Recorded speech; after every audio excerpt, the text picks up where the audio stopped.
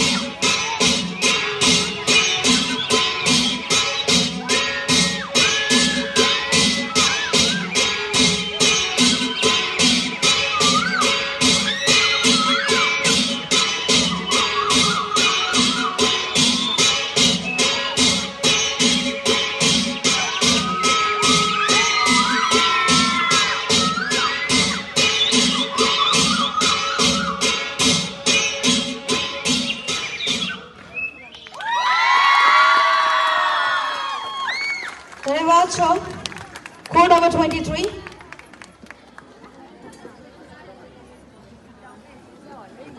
अबको पालोमा code number 24 लाई आफ्नो प्रस्तुति लिएर अगाडि आइदिनु हुन हार्दिक अनुरोध गर्दछु र कोड नम्बर 23 लाई जोरदार तालीले स्टेजबाट मञ्चबाट बिदा गरिदिनु हुन पनि म यहाँ उपस्थित सम्पूर्णलाई हार्दिक अनुरोध गर्दछु। A huge round of applause for code number 23.